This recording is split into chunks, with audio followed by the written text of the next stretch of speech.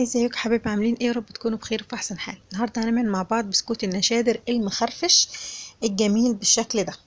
هقول لكم بقى شكله وطعمه ولونه، هقول لكم كل الحاجات بقى اللي انا عملتها علشان يطلع معايا بالشكل ده، وطريقه مضمونه 100% ومكونات مضمونه وسهله جدا جدا. وهقول لك كمان لو في حاجه حصلت معاكي ازاي تعالجيها. اهم حاجه عندي المكونات دي لكيلو دقيق. كيلو دقيق عندي كوبايه 250 جرام من السكر، كوبايه 250 جرام من السمنه تكون ساقعه شويه، يعني مش في درجة الحرارة، لا تحطيها في التلاجة شوية توزنيها وبعد كده تحطيها في التلاجة شوية تسقع. وعندي نص كوباية من اللبن وخمس بيضات وعليهم فانيليا. وهنستخدم معلقة واحدة بس ممسوحة من النشادر لو النشادر طازة. لو النشادر بقالها فترة ومش طازة كويس هتستخدمي معلقة مليانة شوية، معلقة كبيرة. طيب عايزة مش عايزة استخدم نشادر كتير، يبقى هتستخدمي نشادر معلقة صغيرة نشادر ومعلقة صغيرة بيكنج باودر. هتحطي البيكنج باودر مع الدقيق والنشادر مع اللبن. اول حاجه هنعملها في البسكوت ان احنا هنضرب السمنه والسكر مع بعض في المضرب اليدوي او بايدك او بالعجانه او باي حاجه. وبعد كده يفتح كده ويبقى لونها فاتح، هننزل بقى بالبيض بيضه بيضه. انا هنا نزلت بالبيض.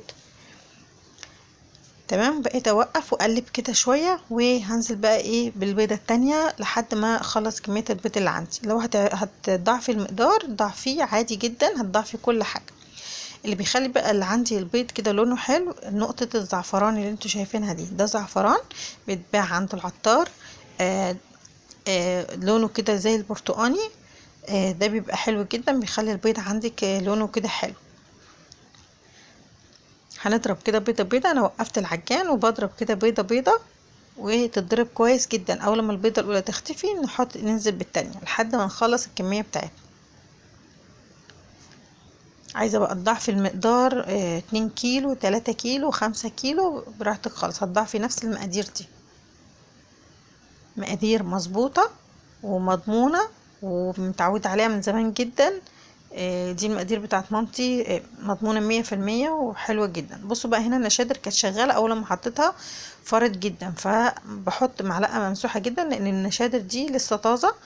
آه، بتعرفيها ازاي؟ اول ما بتجيبيها بتحطي كده شويه كده في شويه لبن، بتلاقيها بتفور بسرعه كده وسريعه.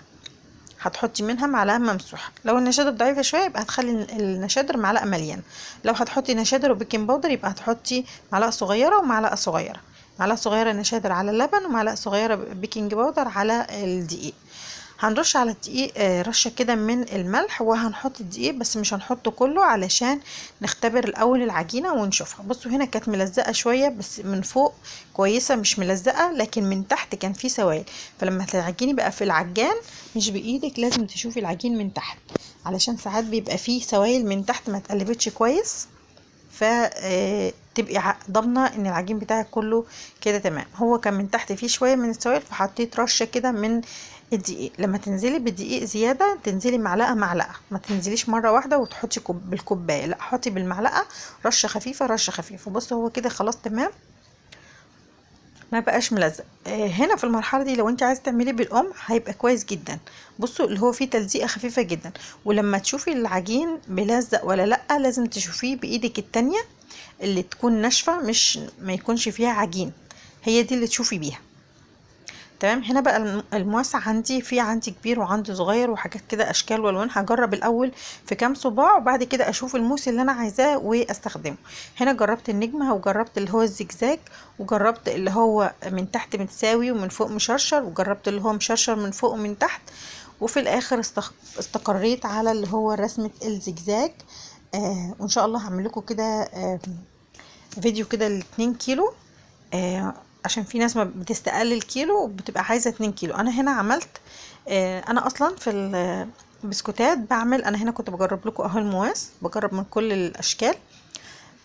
واللي لما يطلع من الفرن هقول لكم ده شكل ايه وده شكل ايه، وعشان تشوفوا بالرسمه برضو ايه عملي. انا بعمل 5 كيلو. بس ساعات بقسمهم بعمل كيلو 2 كيلو و2 كيلو، فبيبقى معايا 5 كيلو. تمام. اوقات بعمل 2 و2 و2. تمام. انا هنا الفيديو ده عامله لكم كيلو واحد علشان في ناس كتير قوي بتحب تعمل كيلو واحد. في فيديو هعمله لكم 2 كيلو، وفي فيديو هعمله لكم للبسكوت اللي هو بيبقى شكله من بره ناعم. هو ده بس المقادير بتختلف حاجه بسيطه جدا جدا، هيطلع معاكم ناعم. هعملها لكم كده في فيديو، هقول لكم ايه الاختلاف اللي بيخلي البسكوت معاكم يبقى مشرشر او بيبقى اللي هو مخرفش، والبسكوت التاني اللي هو بيبقى ناعم كده من بره. ده ما بين الاتنين، ده مخرفش شويه وفي نفس الوقت ناعم كده وبيلمع وحلو قوي من جوه. يعني على فكره شكله كان احلى من التصوير بكتير جدا. بصوا ده اللي هو متساوي من تحت ومن فوق مشرشر، والاولاني خالص ده النجمه الصغيره والتاني النجمه الكبيره، واللي من ناحيه ده اهو الزجزاج من فوق ومن فوق ومن تحت ده. و بس ده اللي هو الزجزاج كان من فوق التمانيات، وده اللي هو عامل زي حرف الدبليو، هو بس قلبت الموس بعمل زي حرف الدبليو، فما كانش عاجبني قوي لان كانت الحروف طالعه لفوق، فكانت خلت البسكوته معايا تقرمش شويه، يعني اتحمشت شويه معايا في الفرن لان في الجناب كانت خفيفه. فخلوا الزجزاج ده اللي هو طالع نازل ده، خلوا اللي هو عامل زي حرف الام، خلوا اقلبوا الموس وخلوه كانه زي حرف الام، هيطلع معاكم حلو كده. في 3 تانيات كده حلوين جدا جدا، بيخلي البسكوته كده ملمومه وما تبقاش سايحه كده في الصينيه معاكم، وما تسيحش كمان معاكم في الفرن. تمام. خلاص استقريت بقى انا على الكميه الموز ده.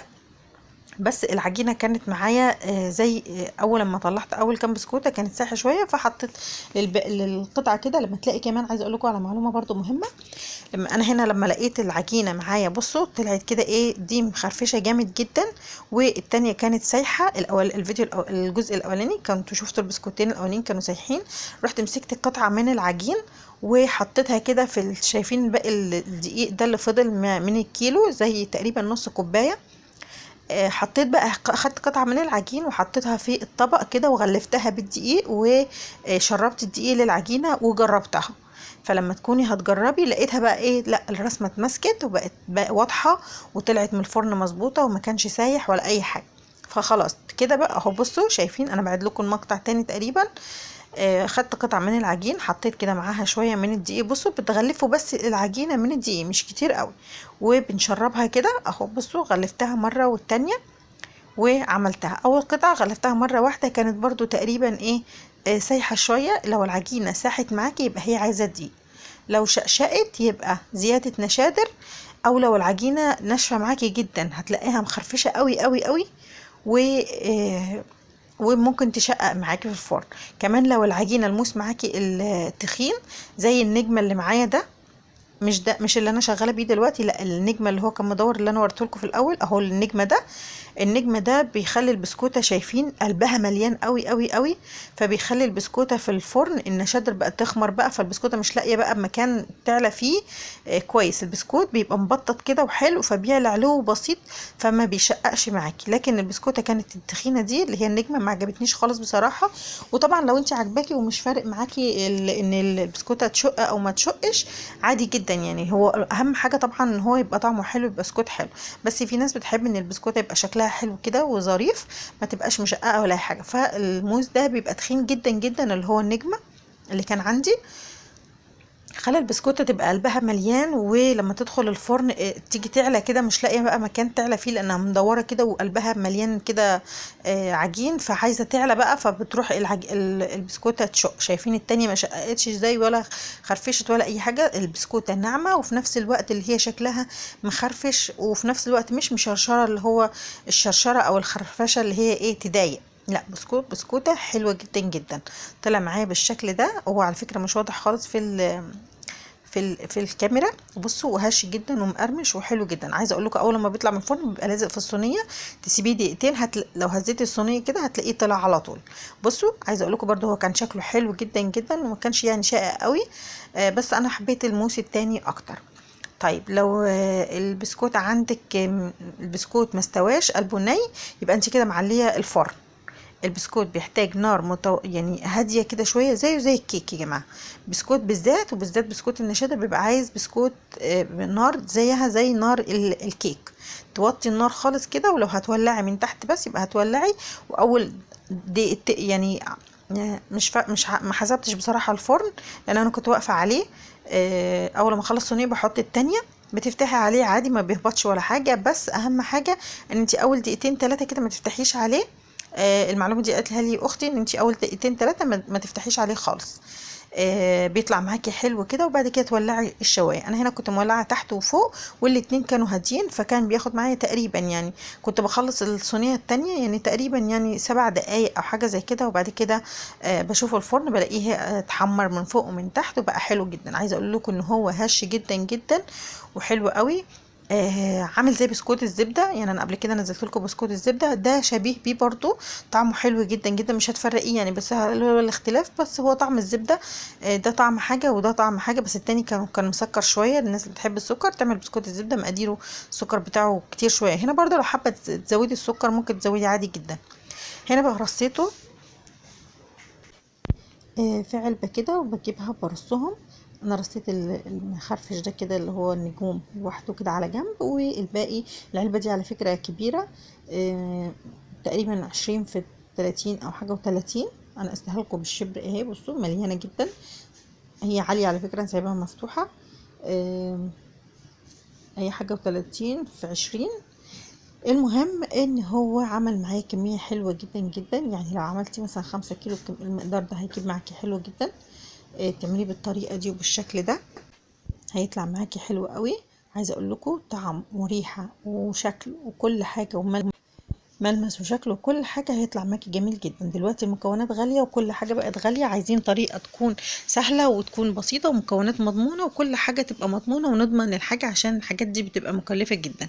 دي طريقة حلوة جدا ومضمونة وعلى ضمانتي، جربيها هتعتمديها على طول. بصوا شكله من جوه المسام بتاعته حلوة جدا ازاي، ومقرمش جدا جدا وهش ده وبيدوب دوب اول ما تحطيه في كوباية الشاي ولا نسكافيه بيدوب على طول. اتمنى الفيديو يعجبكم واستنوني في فيديوهات كتير جاية. ما تنسوش تشتركوا ولايك وشير للفيديو.